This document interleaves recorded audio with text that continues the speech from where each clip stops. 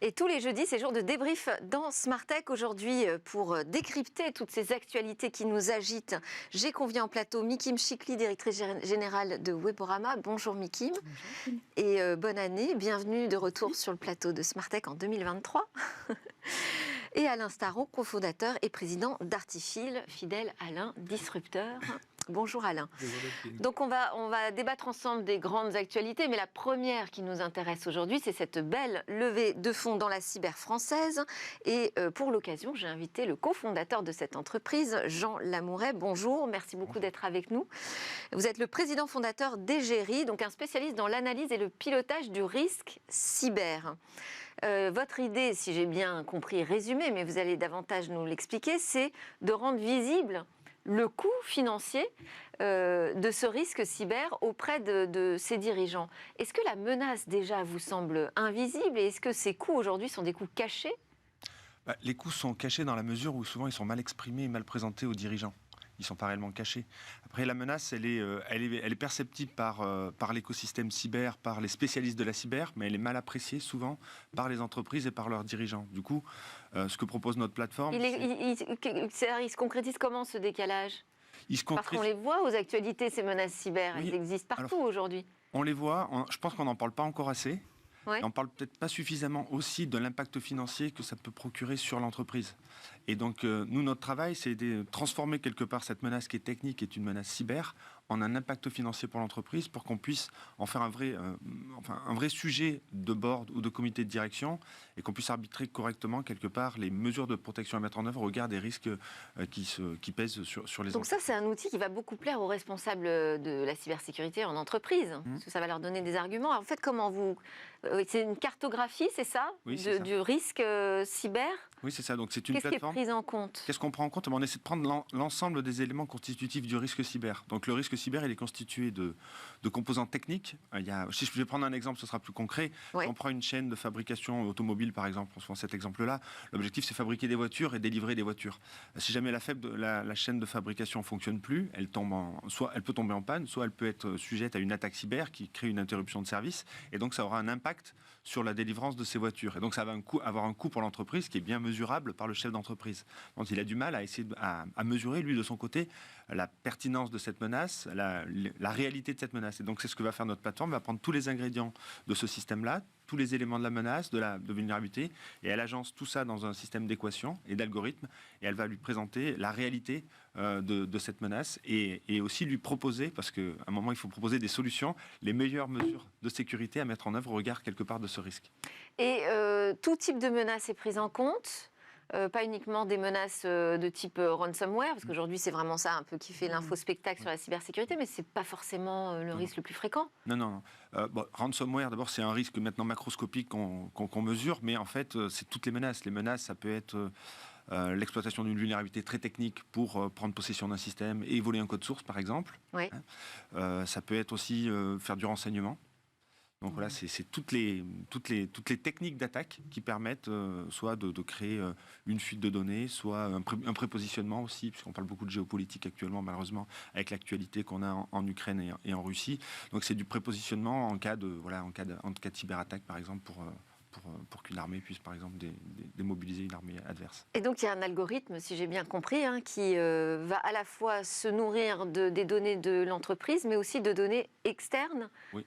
Sur le niveau de menace actuelle, où est-ce que vous allez les collecter, ces informations ? Alors, il y a déjà des technologies de threat intelligence, d'analyse de la menace qui existent, et donc nous, on plug notre technologie sur ces technologies-là.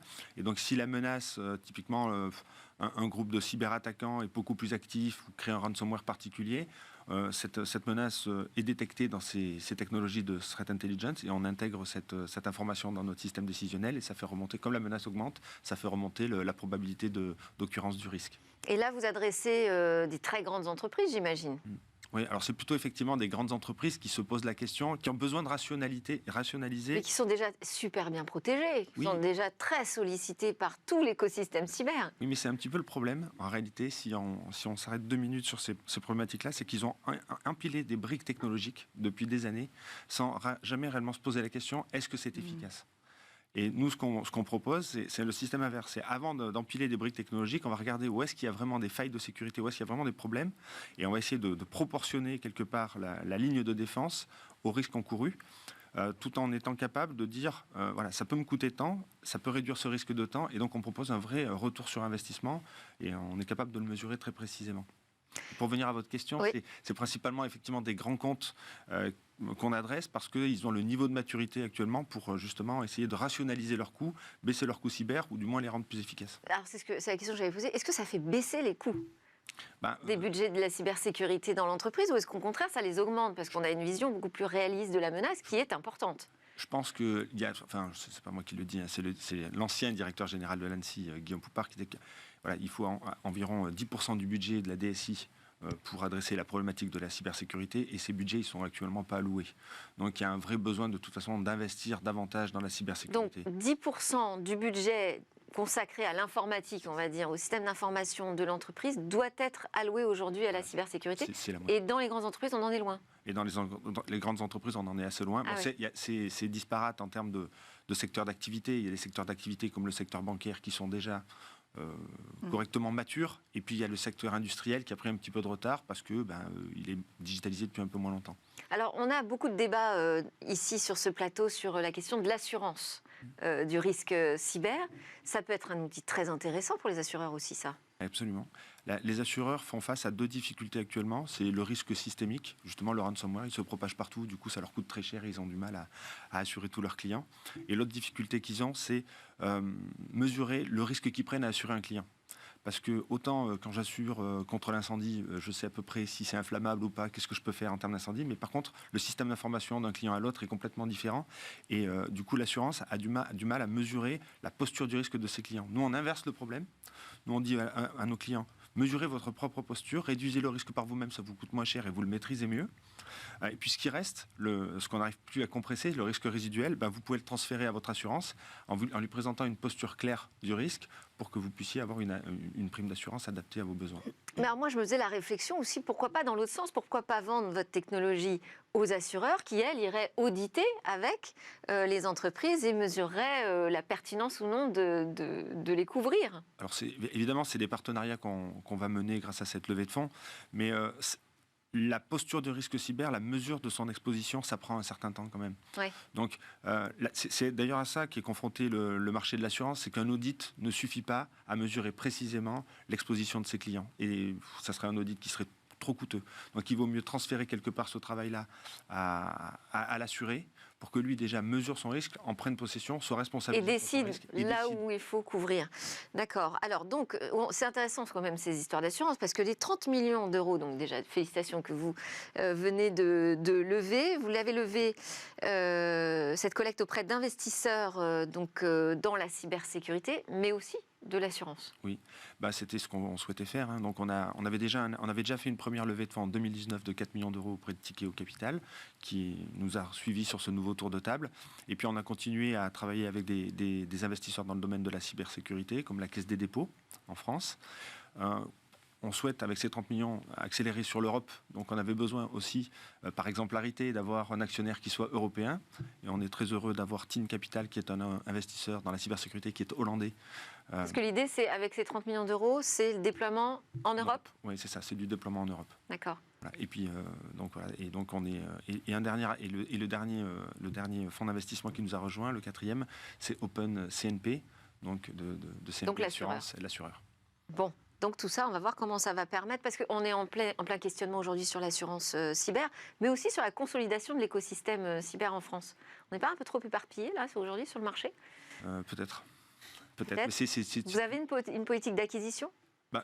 Ces 30 millions doivent nous permettre de faire de la croissance organique, et puis voilà, on va regarder aussi le marché si on a la possibilité d'acquérir peut-être des entreprises européennes qui nous permettent de nous consolider. Mais c'est vrai que c'est une vraie difficulté en France, et il y a un vrai sujet, je pense que ça devrait être d'ailleurs un sujet européen, une vraie consolidation à mener en Europe sur ces sujets-là. Parce que vous avez toujours travaillé dans la cybersécurité. Qu'est-ce qui nous manque là aujourd'hui en France et en Europe pour vraiment se sentir mieux protégés ? Qu'est-ce qui nous manquait, je dirais ? Parce qu'il nous manquait, à mon avis, une règlement. Alors, en France, on a mis en place quand même des choses et on est assez précurseurs. Et est assez moteur sur le domaine de la cybersécurité, notamment au travers de la loi de programmation militaire qui avait imposé à tous les opérateurs d'importance vitale, c'est-à-dire que les infrastructures critiques pour la France, d'avoir un niveau de sécurité correct. Oui. La France a poussé et a fait en sorte qu'au niveau de l'Union européenne, ce dispositif soit mis sur l'ensemble des pays de l'Union. Et donc, il y a la directive Nice qui était sortie en 2016 et qui a été renforcée maintenant en décembre 2022 pour ce qu'on appelle des entités essentielles ou importantes, donc des infrastructures critiques, privées comme publiques, remontent leur niveau de sécurité. Je pense que c'est déjà une première étape. Et donc, ce qui nous manquait, à mon avis, c'est que quand on n'a pas conscience du risque cyber, nous, c'est ce qu'on essaie de faire prendre conscience aux dirigeants de leur exposition au risque. Quand ils n'ont pas conscience, et c'est comme sur la route, il faut réglementer. Et donc, voilà, la directive Nice devrait nous aider à... Eh bien, la directive Nice 2, d'ailleurs, est au menu de Smartech, je vous l'annonce, dès lundi. On aura un débat à ce sujet. Merci beaucoup, Jean Laroumet. Laroumet, pardon. Vous restez avec nous pour l'ensemble de l'émission, super. Président fondateur d'Egeri qui vient donc de lever 30 millions d'euros.